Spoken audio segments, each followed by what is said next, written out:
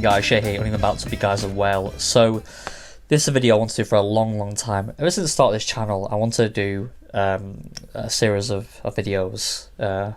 Basically, I want to call it Splicing the Player, basically, which is basically a dissection of certain players who maybe I've always kind of polarized opinion, if you want to call it that. Like I think, Moeen Ali, for example, would definitely polarize in my opinion.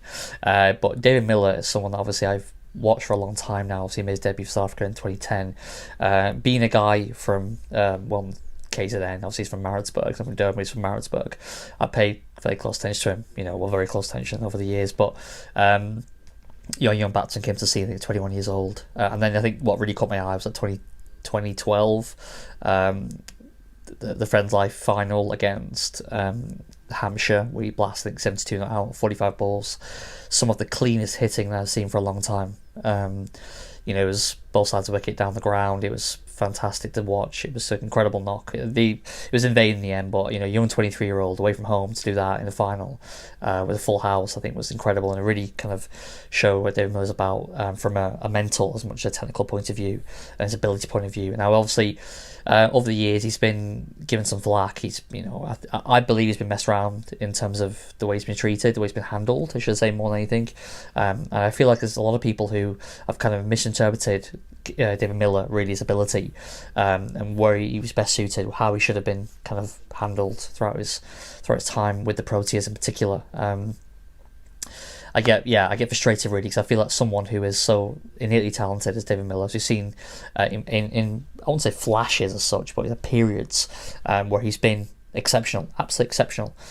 And then as at other times he's not done so well. Now I want to kind of go into it a little bit in terms of stats over the years, kind of deal with these things like Killer Miller, as we always hear, Killer Miller and this wonderful finisher, etc. So if I actually look first of all at his kind of averages throughout the years, we'll see kind of how he's performed.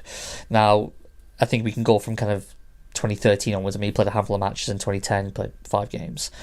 Then you've got 3 in 2011, 3 in 2012, and 2013 he starts to play obviously much more regular part of the team.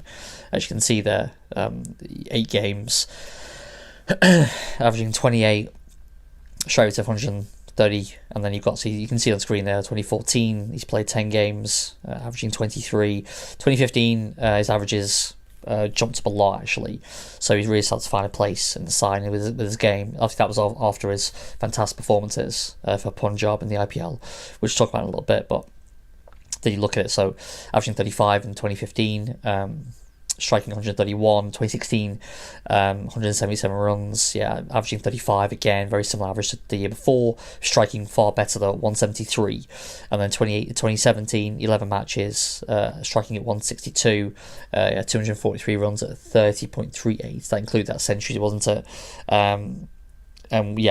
Just elaborate a little bit on that one.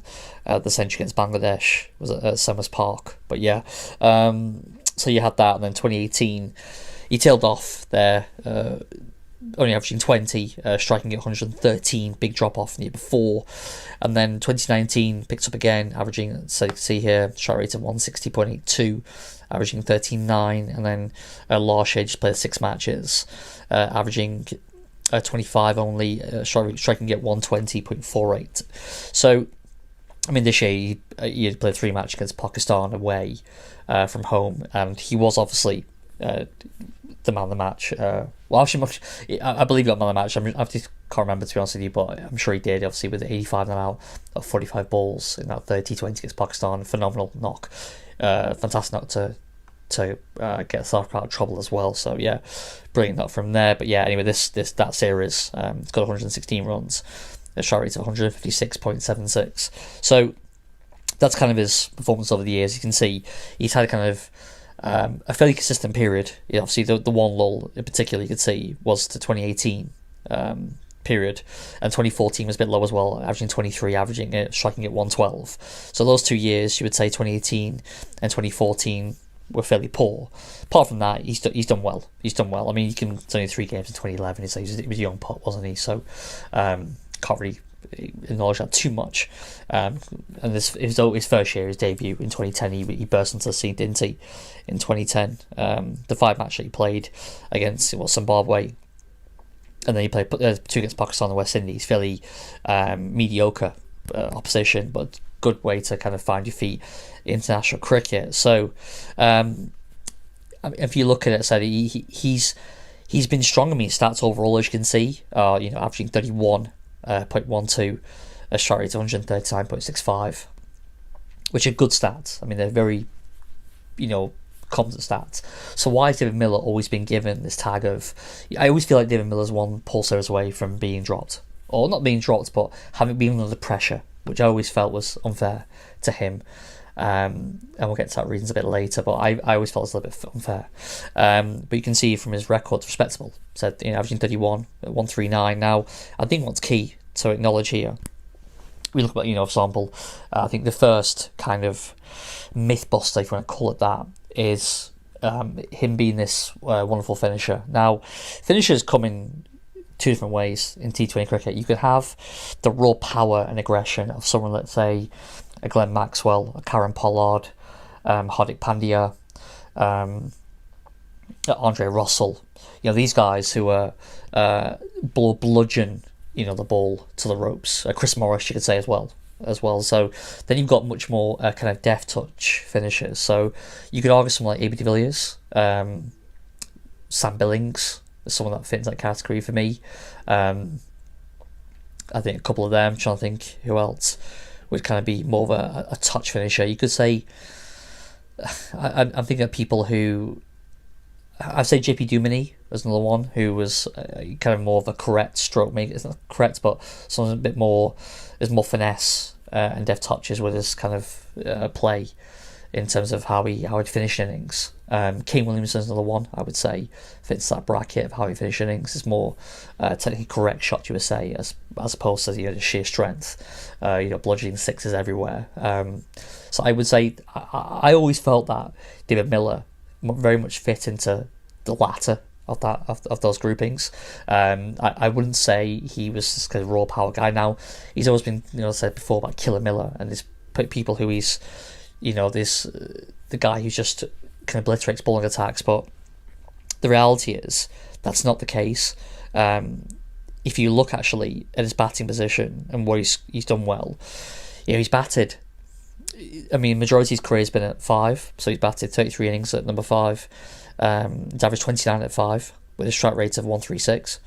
He's batted 24 innings at 6, 519 runs at 37. By far the highest average for him in his career at 6, striking at 141.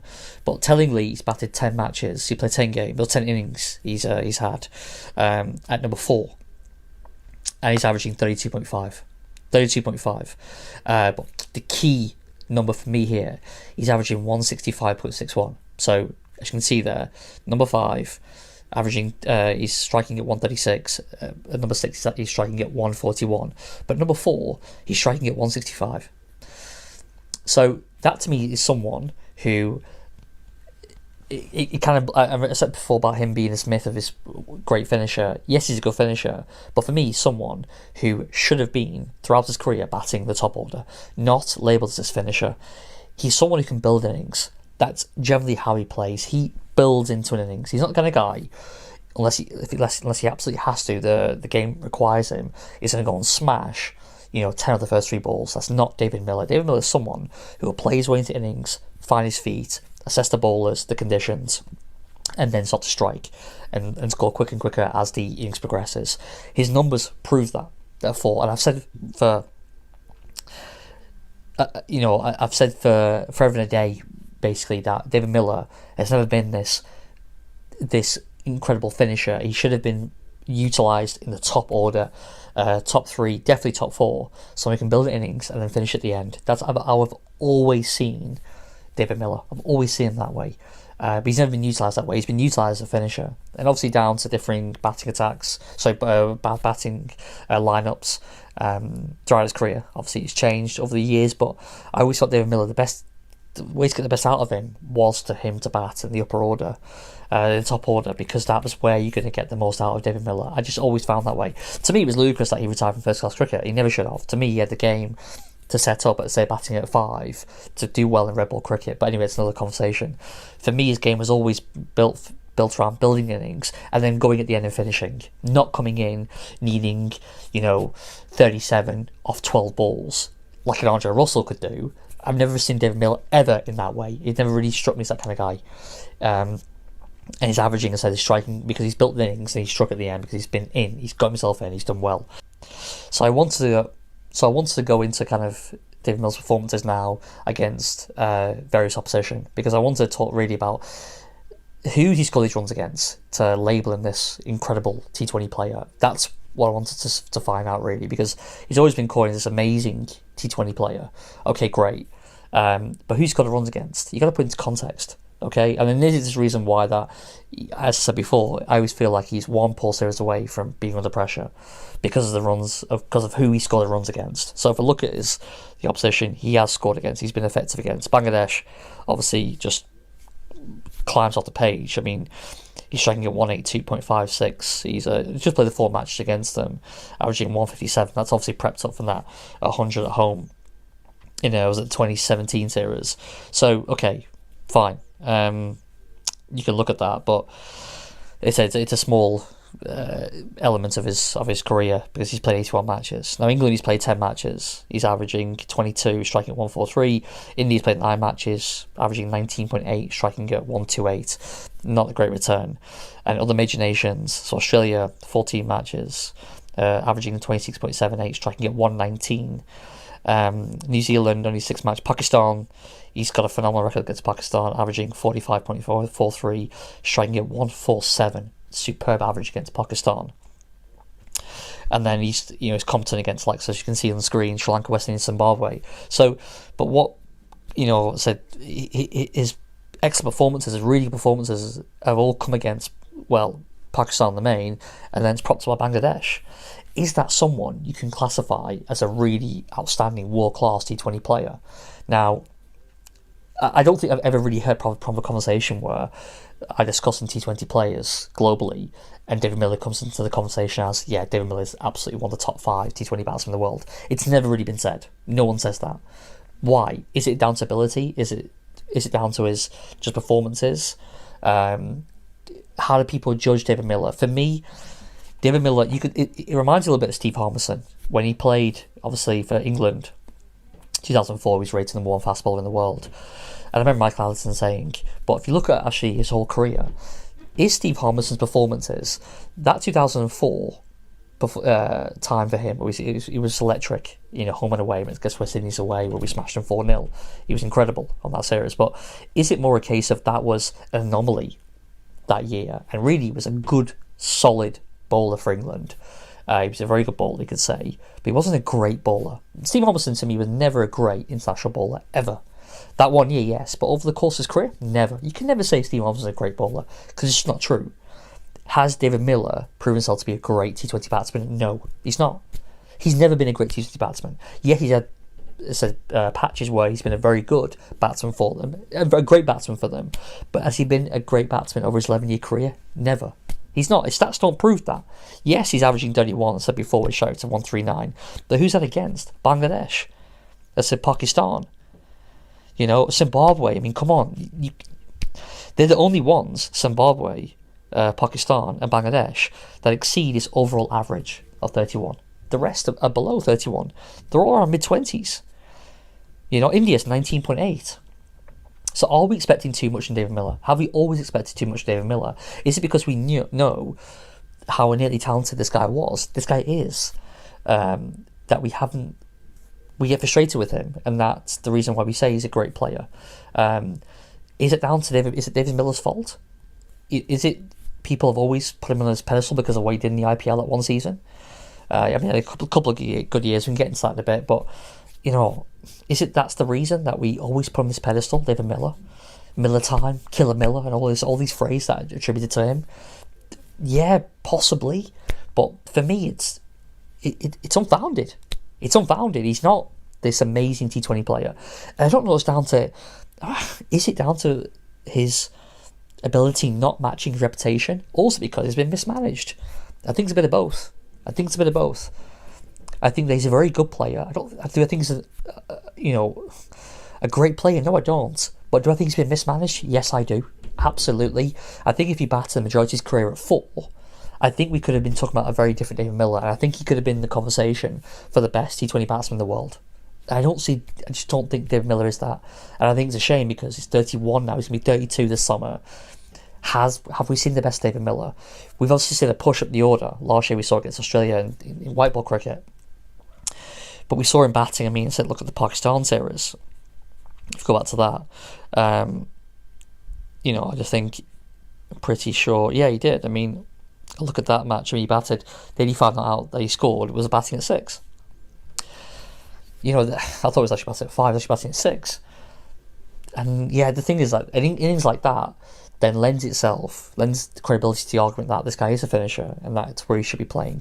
I just don't think that's you're going to get the best out of him. When I see Pipe Van Billion and JJ Smarts in batting 3 and 4, you cannot tell me that David Miller shouldn't bat 3 or 4.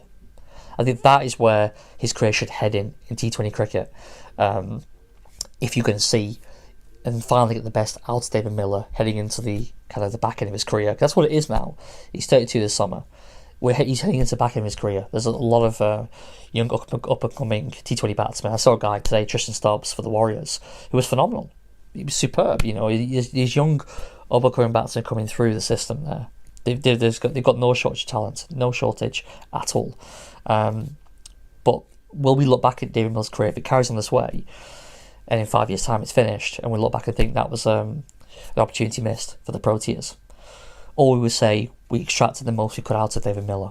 I don't think so. That's my personal opinion. I think that he has underachieved. Even though he's done pretty well, he has underachieved. I mean, you look at his IPL career, because obviously that's something that's been thrown at him, a lot, for being one of the reasons why he was given this tag as just this wonderful player. And that's what happens in the IPL because it's so heavily watched. If you do well in the IPL, then you generally get given this global status of this as being a very good player.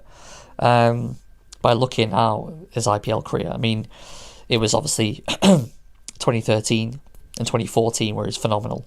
Averaging 59.71 in 2013, striking at 164, and then 2014 averaging 44.6, striking at 149.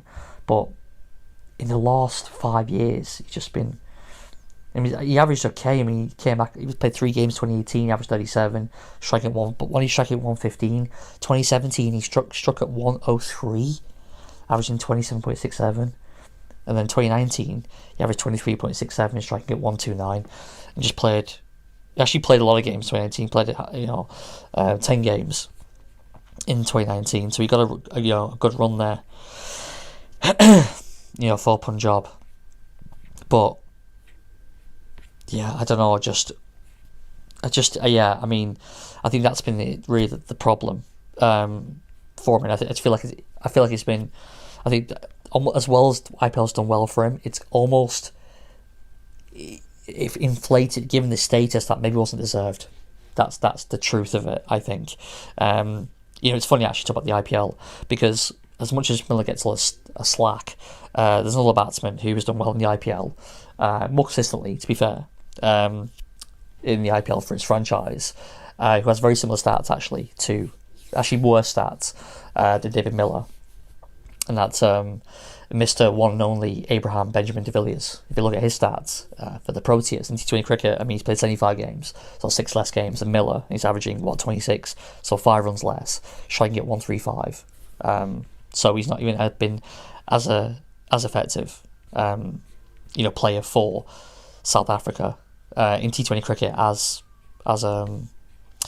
Miller, but he's if you speak to anyone over there in South Africa, they'll say AB's got to play the World Cup. Why does he? Because of what he's done in the IPL in particular. I mean, granted, he's been, don't get me wrong, AB de Villiers is an absolutely incredible player and probably one of the most innately talented batsmen I've ever seen in my 28 years of watching this game.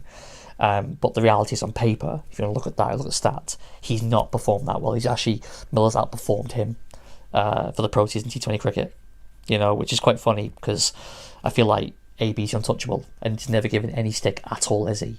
But a lot of it's down to the fact that in T20 cricket in particular, because he's not played a lot of international cricket for some time now, the main reason that he's given such a label and he's given such credibility in T20 cricket is because of what he's done in the IPL. And that shows you what the IPL can do for you.